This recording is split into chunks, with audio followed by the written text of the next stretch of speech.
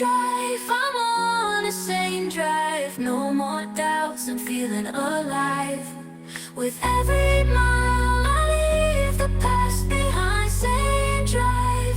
This is my state of mind.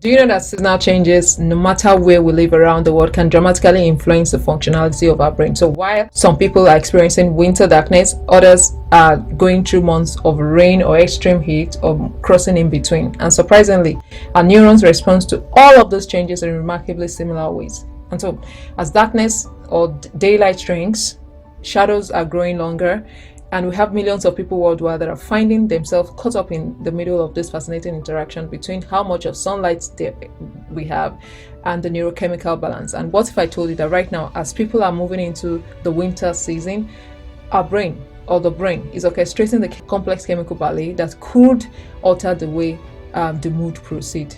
So whether you're experiencing shorter days up north, depending on wherever you are in the part of the world, or you have an intense the wet season going to the dry season down south, the brain is constantly adapting to the nature's rhythm, whatever it presents, and this it does by changing the neural chemistry. So let's take a gist on this cross communication between shorter days and the neuroscience behind it. Thank you for joining me. My name is Nosarime Abe, and welcome to another special episode of Sanity Drive Podcast, where I will be having a solo talk on seasonal affective disorder. People tend to feel a bit down during this darker months, and so let us look beyond the surface. Let us look at what science lies behind it and what makes some people feel the impact more than others, and most importantly, how do we better cope with it? And looking at this infographic, there are about 10% of people living in non-equatorial region that experience seasonal affective disorder. Women are more prone to it, with women having the tendency of more likely to be affected 4 times more than men. I'll talk more about this later. The closer you are to the North Pole, the more predisposed you may be to seasonal affective disorder. Like people in Norway, Sweden, Finland, and those colder regions. While people who are down south, closer to south, like 30 degrees to the south, have less prevalence of seasonal affective disorder. And this is because of the cross interaction that occurs between the amount or the intensity of sunlight that our brain clock is exposed to. Imagine the brain being a complex chemical factory that requires sunlight as one of its major raw material. Or we say a GPS satellite signal is lost, there will be need at that point in time for a rerouting. So when this confusion sets in, the clock of the body gets disrupted, and then the internal control process, which is homeostasis, also gets distorted. Now, let me quickly touch on what circadian rhythm is. Circadian rhythm is the biological clock of the body. A little bit about the circadian process. The body's master clock, which is circadian rhythm, is seated in the suprachiasmatic nucleus, where it orchestrates the sleep-wake cycle. And aside the sleep-wake cycle, it also coordinates so many other cycles like metabolic signaling, appetite, the release of some hormone. And so the internal clock gets primarily directed or gets its primary cues from the sunlight through some special sensors that are in our eyes. And these cells are called the photosensitive receptor or retinal ganglion cells. Some people also call it melanopsin containing retinal ganglion cells. What it does is to synchronize the body's 24-hour daylight cycle. When light hits the sensor in the eyes around morning, so when we say light from the sunlight, which tells us that it is daytime. When light hits the sensors, the photosensitive retinal ganglion cells receive the signal, modulate some pupillary reflex, and then send signal through the retinal hypothalamic tract to the suprachiasmatic nucleus, where the internal body clock is sitting. And this then transfers a signal to some other organs, some other downstream glands, important in the regulation of the internal control process, One of it is pineal gland. Pineal gland is the seat for the production of melatonin. When the eyes receive the signal of light and is send it through the retinal hypothalamic tract to the suprachiasmatic nucleus, there's a trigger of a sense of switch off to the pineal gland. So the pineal gland is sensed to stop producing melatonin, and that is when the wake cycle is activated. The moment it is switched off, the wake cycle is activated while the sleep cycle is inactivated. So as the melatonin level drops in the blood, the alertness hormone is increasing, and then the wake cycle is activated. The evening, as darkness falls, the melatonin switch is on, the internal body temperature is lowered, metabolism or metabolic signaling is lowered, and then the body is triggered to go into the sleep cycle. So this is what happens in the sleep and wake cycle. In the morning, we have it, so melatonin switch off, while the alertness hormone switch. The alertness hormone is serotonin and cortisol. These two hormones are switched on in the morning, but in the evening they are switched off. While melatonin is switched on in the evening, and in the morning it is switched off. So this is the cycle that keeps on and is regulated by this circadian rhythm. What happened is that during winter shorter days, the brain's internal clock is disrupted, and this is causing some imbalance in the neurochemical structure that involves neurotransmitter serotonin, which primarily regulates our mood, and also melatonin, which regulates the sleep. This then leads to some sort of depressive symptoms. Key brain region that is affected by seasonal affective disorder is hypothalamus. And so every other function that is coordinated by hypothalamus is affected by when seasonal affective disorder sets in. For example, including motor activity, sluggishness, slowness is part of the symptom of seasonal affective disorder, because the hypothalamus still have some elements of control on the motor and cortical activity. Some common symptoms that we know from seasonal affective disorder is primarily one, carbohydrate cravings.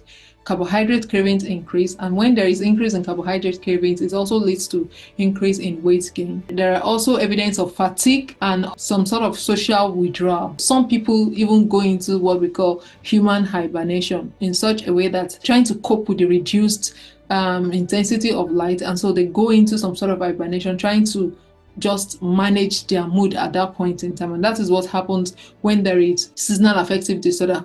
I tried to pull up some statistics or some data based on research that has been done from Journal of Clinical Endocrinology and Metabolism, and I see that seasonal affective disorder is characterized with delayed onset of melatonin and higher nocturnal melatonin peaks as compared to the melatonin rhythm itself, while the alertness hormone is significantly reduced, especially in hypothalamus and in the hippocampus. And these are the main characteristics of seasonal affective disorder. So what can we do? One of the things that has been clinically proven is light therapy. The science behind light therapy is particularly fascinating, and studies have shown that morning exposure to bright light around 10,000 lux can significantly reduce the seasonal affective disorder symptom. This is because the light therapy just mimic the daylight thing when it's supposed to come. But there is a catch to it, which most people don't know. There is a timing that works best. Recent research shows that the light therapy is most effective between 6 a.m. and 8 a.m. And in combination with exercise, having morning walk, there is a double benefit in clinical trials. So when we have this artificial light exposure and also combine it with a little morning walk, we have a high tendency of maximizing the benefit therein. Vitamin D supplementation, especially if you're deficient, can also help with the continuous neural firing and neural activity as needed. Countries like Norway don't joke with this. They make supplementation of vitamin D very important, especially for kids. The next one is sleep hygiene. Sleep hygiene is also very important, but there is a statistic that has already shown that light therapy combined with exercise is the most effective intervention for seasonal affective disorder. But sleep hygiene, maintaining a proper sleep, also help to still cope with seasonal affective disorder. And so today, let us plan to get a light schedule that will help us to maximize the amount of light that we're exposed to. Before we wrap up, there is usually a very important question that a lot of people ask, and they say, is seasonal affective disorder different from regular depression? The answer to it is yes and also no. So let me explain myself. While the symptoms somewhat have some similarity, this seasonal pattern underlies the brain changes that we see during seasonal affective disorder. And so I try to make a Venn diagram from various research to look at some of the symptoms and where the common point is. There is a midpoint for both of them, and this is characterized with depressed mood, loss of interest, fatigue, concentration problems, and even social withdrawal. One neurotransmitter is common to both: altered serotonin level, and also some changes in the psychoarchitectural structure of the hippocampus. But uniquely, while seasonal affective disorder is triggered by seasonal pattern or onset of winter, major depressive disorder or the regular depression that we have can happen all year round. Is not predictable. It can start as a result of anything. In seasonal affective disorder, we have increased sleep, while in major depressive disorder, there is loss of sleep. That's one of the major characteristics. In seasonal affective disorder, there is carbohydrate craving, which then leads to the weight gain. In major depressive disorder, there is appetite loss, and which then leads to weight loss, because in this case it is the anorexigenic neuron that is activated. But in the case of seasonal affective disorder, the orexigenic neuron is activated. There is delayed onset of melatonin, but in major depressive disorder, the morning cortisol level persistently increase, and that is what causes the anxiety that goes with major depressive disorder. Light therapy combined with exercise has been proven to help respond to seasonal affective disorder. But in case of major depressive disorder, you have to go through some level of medications, including SSRIs and the likes. Now, looking at neuroimaging, for research that went through the brain structure, what the brain looked like in the two cases. For seasonal affective disorder, there is hyperactivity of the hypothalamic region and altered suprachiasmatic nucleus activation. But in major depressive disorder, the hippocampal